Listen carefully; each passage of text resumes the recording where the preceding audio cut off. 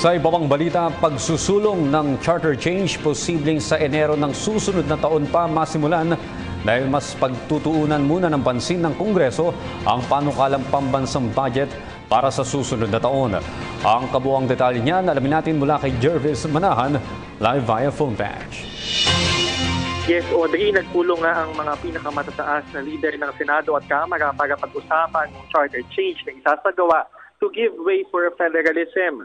Ayon kay Senate President Coco Pimentel at House Speaker Pantaleon Alvarez ay around January 2017 pa masisimulan yung usapin ng constitutional amendments dahil prioridad daw muna nila ang usapin ng budget.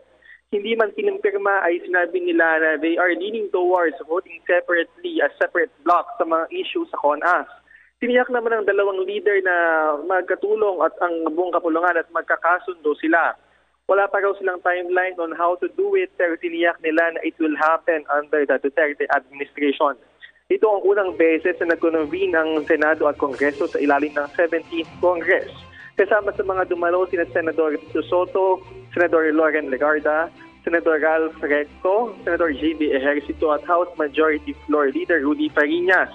Si House Speaker Pantaleon Alvarez ay hindi naman daw nababagabag na may mga kongresista na tutol sa pagtanggap ng kanilang responsibilidad na maging isang Constitutional Assembly o CONAS kasi sa ilalim nito ay yung mismong House at Senate ang magbabago ng ating konstitusyon.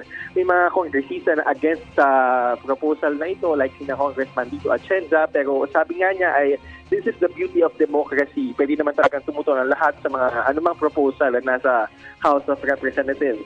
Samantala, tiniyak din ni Pimentel at Alvarez na maging regular ang meetings nila para in-line yung dalawang chamber sa kanilang mga agenda.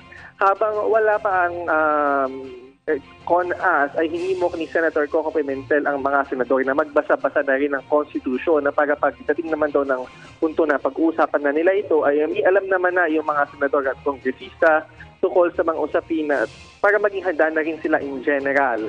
Samantala, in other issues, sinabi ni House Speaker Alvarez na bahala na raw ang executive kung ano ang gusto nila paraan sa death penalty na isa sa mga sinusulong dito sa House of Representatives sakaling maibalik na nga ito sa 17th Congress. Maaalala natin na si Alvarez ang isa sa mga staunch supporters ng death penalty sa Kongreso and in fact, siya yung pinakaunang nag-file ng bill para dito. Kahapon kasi ay nag-privilege issue si Senator Manny Pacquiao sa Senado at naging malaking usapan yung kanyang stand na pwede daw na by hanging or by firing squad or by lethal injection isasagawa yung death penalty. Kung si Alvarez daw ang tatanungin ay hindi naman daw ito issue pa dahil executive na daw dapat ang mag-decide pa dito kung ano na lang daw yung pinakamura ay dun siya mas papabor dahil pare-pareho lang naman daw na mamamatay yung mga sasailalim sa death penalty. Yan muna ang latest mula dito sa Batasang Pambansa. Jervis Manahan para sa PTV News. Maraming salamat, Jervis Manahan. Hi, ako si Ria Fernandez. Mag-subscribe na sa PTV YouTube channel. I-click lang ang subscribe button.